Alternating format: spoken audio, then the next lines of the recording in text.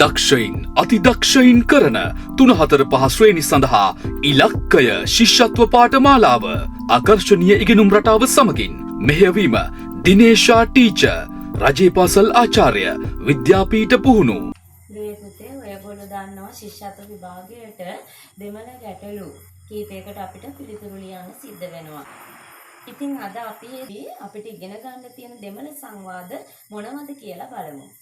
අපි මුලින්ම බලමු මේ සංවාදය A සහ B අතර තමයි සිද්ධ වෙන්නේ. ඉතින් මුලින්ම A අහනවා ප්‍රශ්නයක් අහනවා. උංගලුක්කු එන්න වේண்டும். උංගලුක්කු එන්න වේண்டும். ඔයාට මොනවද ඕනේ? ඊළඟට එනකු පිට්ටු තාරුංගල් මට පිට්ටු දෙන්න.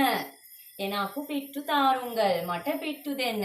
ඊළඟට ආයේ අහනවා කියනවා පිට්ටු ඉල්ලේ පිට්ටු නෑ. ඒ වෙලාවේ කැන්ටින් එකේ පිට්ටු ඉවර වෙලා. ඒ හින්දා කියනවා පිට්ටු ඉල්ලේ පිට්ටු නෑ. ඊළඟට B කියනවා අයිඳු ඉඩියාප්පම් තාරුංගල්. අයිඳු ඉඩියාප්පම් තාරුංගල්. ඉඩියාප්ප 5ක් දෙන්න. ඒ විදිහට තමයි ආපන ශාලාවකදී සිද්ධ වෙන සංවාදය අපි ඉගෙන ගන්නෙ. හරි. ඊළඟට අපි බලමු පොලේදී සිද්ධ වෙන සංවාදය මොකක්ද කියලා. ඉතින් දරුවනේ ඔයගොල්ලෝ පොලට අම්මලා තාත්තලා එක්ක පොලට ගිහිල්ලා මුදලාලිත් එක්කලා මේ විදිහට කතා කරලා ඇතිනේ. ඉතින් අපි බලමු මේ කතා කරන වාක්‍ය කොහොමද අපි දෙමළෙන් කියන්නේ කියලා. ඉතින් මුලින්ම ඒ අහනවා ප්‍රශ්නයක්. උංගලුක්කු මාම්පලම් වේண்டுමා. ඊළඟට ඒකට B උත්තර දෙනවා මාම්පලම් වේண்டாම්. අඹ එපා. මාම්පලම් වේண்டாම් අඹ එපා. ඊළඟට ආයේ ඒ අහනවා එන්න වේண்டும். මොනවද ඕන? එන්න වේண்டும். මොනවද ඕන? ඊළඟට B උත්තර දෙනවා එනකු වාලෙප්පලම් තාරුංගල් මට කෙසෙල් දෙන්න. එනකු වාලෙප්පලම් තාරුංගල් මට කෙසෙල් දෙන්න. පිටියකදී සිද්ධ වෙන සංවාදයක් ගැන. නිල්මිනි අසංක එංගේ.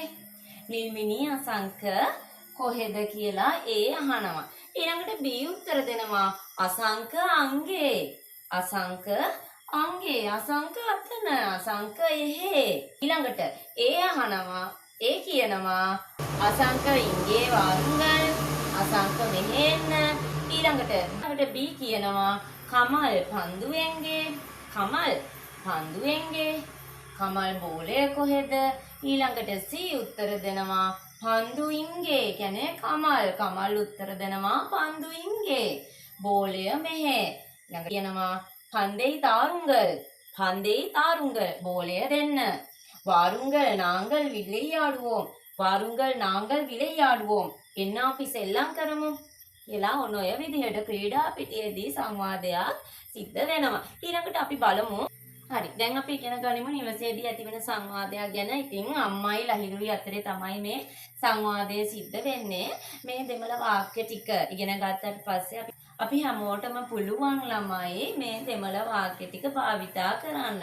ඉතින් මේ විදිහට භාවිතා කරන්න තමයි අපිට මේ වාක්‍ය හොඳට මතක හිටින්නේ.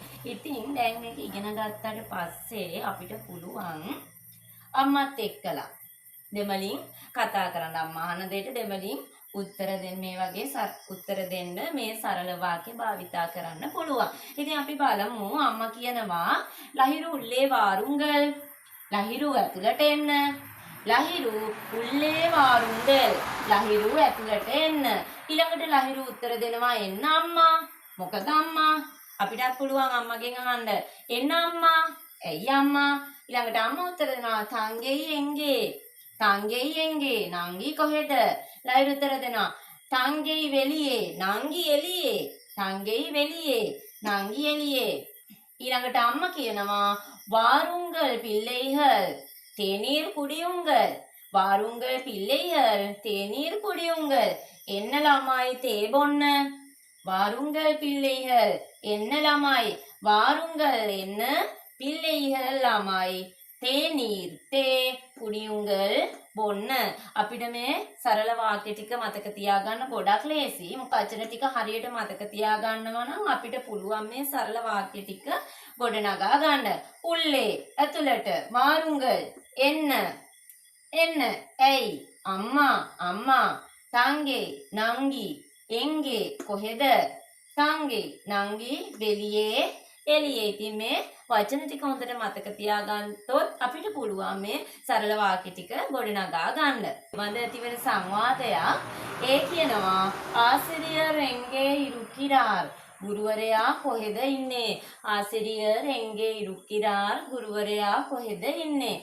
බී උත්තර දෙනවා ආසිරියර් අංගේ ඉරුකිරාර් ආසිරියර් අංගේ ඉරුකිරාර් ගුරුවරයා එහෙ ඉන්නවා. ළමයි මේ අංගේ කියන වචනේ වෙනුවට අපි ඉගෙනගෙන තියෙනවා ඉංගේ මුන්නාල් පින්නාල්. අපි මේ ඉන්න ස්ථානය අනුව මෙතන වචනේ වෙනස් වෙනවා. ඉතින් අපිට කියන්න පුළුවන් ආසිරියර් ගුරුවරයා මෙතන ඉන්නවා නම් ආසිරියර් ඉංගේ ඉරුකිරාර්. ගුරුවරයා ඉස්සරහා ඉන්නවා නම් ආසිරියර් මුන්නාල් ඉරුකිරාර්.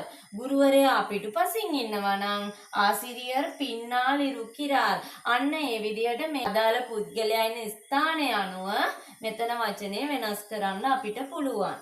වාදයක් බලමු. ඒ අහනවා මේසෙයික්කු මේලෙයි එන්න ඉරුකිරදු.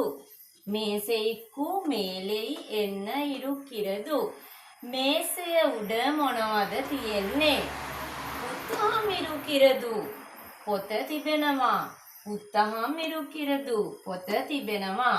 ඊළඟට ආය අහනවා මේසෙයික්කු කීලෙයි එන්න ඉරුකිරදු. මේසෙයික්කු කීලෙයි එන්න ඉරුකිරදු. මේසේ යට මොනවද තියෙන්නේ? මේසෙයික්කු කීලෙයි පන්දු ඉරුකිරදු. මේසේ යට බෝලය තිබෙනවා. මේසෙයික්කු කීලෙයි පන්දු ඉරුකිරදු. මේසේ යට බෝලය තිබෙනවා.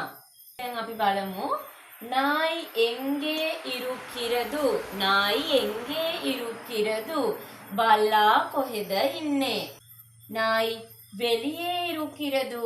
නායි බල්ලා වෙලියේ එළියේ ඉරුකිරදු ඉන්නවා. නායි වෙලියේ ඉරුකිරදු. බල්ලා එළියේ ඉන්නවා. උනේ උල්ලේ ඉරුකිරදු. බල්ලා එළියේ ඉන්නවා. උනේ උල්ලේ ඉරුකිරදු. පූසා ඇතුලේ ඉන්නේ. ඉතින් අද අපි ශිෂ්‍යත්ව විභාගයට එන සංවාද කීපයක් ඉගෙන ගත්තනේ. ශිෂ්‍යත්ව විභාගයට හොඳට ලකුණු ගන්න ඕනේ නම් මේ අද උගන්වපු සංවාද ටික හොඳට පාඩම් කරගන්න. මම කලින් කිව්වා වගේ මේ වචනවල තේරුම් හොඳට පාඩම් කරගත්තොත් මේ සරල වාක්‍ය අපිට ගොඩනගා ගන්න හරිම ලේසි. ඒ හින්දා මේ ටික හොඳට පාඩම් කරගෙන ශිෂ්‍යත්ව විභාගයට හොඳට ලකුණු ගන්න අදිෂ්ඨාන කරගන්න. ආයුබෝවන්.